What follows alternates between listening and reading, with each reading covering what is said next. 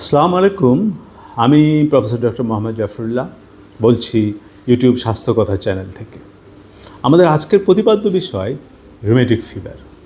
Rheumatic fever বলতে আমরা কি বুঝি? রিউমেটিক ফিভার হচ্ছে একটা ইনফ্ল্যামেটরি ডিজিজ যা আমাদের হার্ট ভালভ, জয়েন্টস এবং স্কিন এবং ব্রেইনকে ইনফ্ল্যামেশন করে সেখানে অ্যাফেক্ট করে। তো রিউমেটিক ফিভার আমাদের কিভাবে হয়? আমি যখন বরিশাল মেডিকেল কলেজে কাজ করি তখন একটি 9 বছরের ছেলে আমাদের কাছে আসলো। তার জ্বর এবং তার বুকে একটু ব্যথা বলছে এবং গলায়ও তার একটু বলছে যে ব্যথা করছে এবং তারপরে তার জয়েন্টগুলো ফুলে গেছে এবং জয়েন্টের মধ্যে ব্যথা করছে এবং গলায় ব্যথাটা তেমন নাই, কিন্তু সে বলছে তার কখনো গলায় ব্যথা হয়েছিল।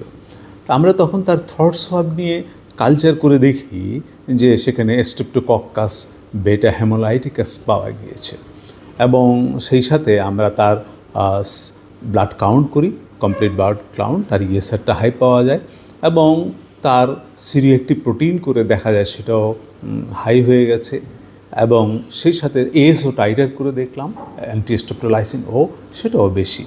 সুতরাং এইরকম যখন আমরা পেলাম তখন আমরা তাকে রিউমেটিক ফিভার বলে ডায়াগনোসিস করলাম। কারণ হচ্ছে তার ফিভার আছে 1 নাম্বার, 2 নাম্বার হচ্ছে তার জয়েন্টসগুলো ইনভলভ এবং সেই সাথে তার কোরিয়া এবং সেই সাথে তার ইরেথেমা মার্জিনেটাম এবং সাবকিউটেনিয়াস নোডিউল এইগুলো যদি থাকে এবং সেই সাথে তার যদি এএসও টাইটার যদি হাই থাকে এবং তার সিআরপি যদি হাই থাকে, ইএসআর যদি হাই থাকে, তাহলে এটা রিউমেটিক ফিভারের দিকে চলে যায়। এবং তাহলে রিউমেটিক ফিভার কেন হয়, কিভাবে হয়? এই যে তার একটা ইনফেকশন হয়েছিল গলায়, স্ট্রেপ্টোকক্কাস ইনফেকশন।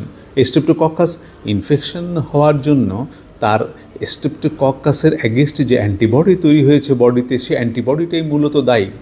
কারণ স্ট্রেপ্টোকক্কাসের অ্যান্টিজেনের সাথে মিল আছে হার্ট ভালভের যে লেয়ার সার্কোলেমা সেটার সাথে এবং জয়েন্টের যে কাভার সাইনোভিয়াল মেমব্রেন সেটার সাথে মিল আছে এবং এই মিল থাকাতে স্ট্রেপ্টোকক্কাসের বিপরীতে যে অ্যান্টিবডি বডিতে তৈরি হচ্ছে সে অ্যান্টিবডিটা যে সেখানে অ্যান্টিজেন অ্যান্টিবডি রিয়াকশান করছে হার্ট ভালভে এবং রিয়াকশান করে হার্ট ভালভকে ড্যামেজ করেছে এবং বিশেষত এটা মাইট্রাল ভালভকে ড্যামেজ করে থাকে এবং সেই সাথে এটা জয়েন্টকেও অ্যাফেক্ট করেছে এবং সাধারণত জয়েন্টে সাইনোভিয়াল মেমব্রেনে অ্যান্টিজেন অ্যান্টিবডি কমপ্লেক্স তৈরি হয়ে তখন তার জয়েন্ট ফুলে যায়, অনেক সময় তারা কমপ্লেন নিয়ে আসে জয়েন্ট পেইন। তো সুতরাং এইভাবে সাধারণত এই স্ট্রেপ্টোকক্কাল ডিজিজের পর 2 থেকে 4 সপ্তাহ পরে তাদের এই রিউমেটিক ফিভার নিয়ে তারা কমপ্লেন করে। তো এখানে গোল্ড স্ট্যান্ডার্ড হচ্ছে যদি আমরা গলায় থ্রট সোয়াব টেস্ট করে কালচার করে যদি স্ট্রেপ্টোকক্কাস বেটা হেমোলাইটিকাস পেয়ে যাই তাহলে। আর বাকি যেগুলো বললাম যে ডায়াগনোসিস করার জন্য আমরা ক্লিনিক্যালি তো যেটা বললাম যে তার ফিভার, তার কার্ডাইটিস, তার আর্থাইটিস এবং তার সাবকিউটেনিয়াস নোডুল এবং তার স্কিন ইনভলভমেন্ট, এগুলো হচ্ছে ক্রাইটেরিয়ার মধ্যে, জোন্স ক্রাইটেরিয়ার মধ্যে পড়ে এবং সেই সাথে আমরা যদি তার ল্যাবরেটরি ডায়াগনোসিস করি, ল্যাবরেটরি ডায়াগনোসিসে দেখা যাবে যে তার সিবিসি করলে ইএসআরটা হাই এবং আমরা বললাম ইসিজি করার কথা বলা হয় না এবং ইসিজি করলে দেখা যাবে যে ইসিজিতে অ্যাবনর্মালিটি আসছে এবং এছাড়াও তার আমরা সিআরপি হাই বলেছি এবং সেই সাথে আমরা যদি একটা ইকোকার্ডিওগ্রাফি করতে পারি তাহলে দেখা যাবে যে তার হার্ট ভালভের মধ্যে ড্যামেজের কোনো চিহ্ন পাওয়া যেতে পারে। সুতরাং ল্যাব ডায়াগনোসিস আমরা এইভাবে করব। আপনারা বুঝতেই পারলেন সিবিসি, এএসও টাইটার। তবে এএসও টাইটার বেড়ে যায় যে কোনো স্ট্রেপ্টোকক্কাল ইনফেকশন এএসও টাইটার বেড়ে যেতে পারে। এএসও টাইটার সাধারণত 200 পর্যন্ত নর্মাল এবং এটা 200-এর অনেক উপরে উঠে যায় এবং তখন আমরা তাকে ট্রিটমেন্ট করি সাধারণত পেনিসিলিন খুব ইফেক্টিভ ট্রিটমেন্ট এবং পেনিসিলিন যে শুধু একবারই দিয়ে ক্ষান্ত হওয়া যাবে তা নয়। পেনিসিলিন তাকে তার 18 বছর বয়স পর্যন্ত অথবা তার 5 বছর পর্যন্ত যেটা আগে আসে তার সেই হিসাবে তাকে দিয়ে তার প্রোফাইলেকটিক যদি আমরা এটা তাকে ট্রিটমেন্ট করতে পারি তাহলে তার হার্ট ভালভ ড্যামেজ হবে না এবং তার জয়েন্টগুলো ভালো থাকবে। এবং এছাড়া যদি যাদের পেনিসিলিনের সেন্সিটিভিটি আছে তাদের জন্য আমরা সেফিক্সিন বা অনেক সময় অ্যামক্সিক্ল্যাপ দিয়েও ট্রিটমেন্ট করতে পারি।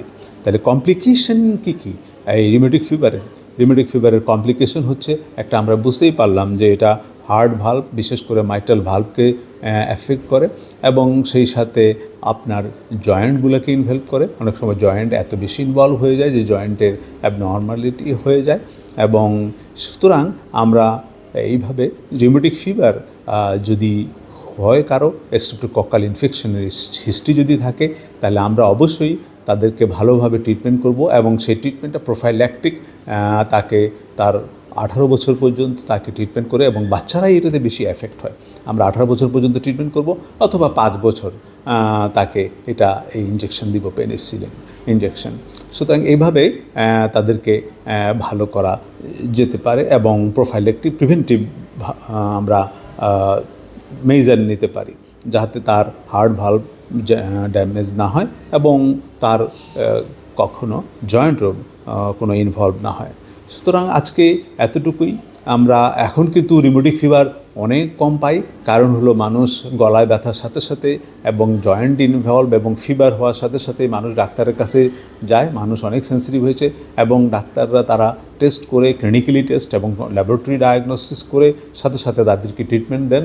এবং রিউমেটিক ফিভারের একটা ইনস্টিটিউটও আছে আমাদের রিউমেটিক ফিভার হার্ট ডিজিজ পাশেই, সেখানে এনআইসিভিডির পাশেই। সুতরাং আমরা সেখানে খুব ভালোভাবে রিউমেটিক ফিভার কেসগুলোকে ট্রিটমেন্ট করা হচ্ছে এবং তাদেরকে প্রোফাইল্যাকটিক দিয়ে তাদেরকে ভালো করা হচ্ছে।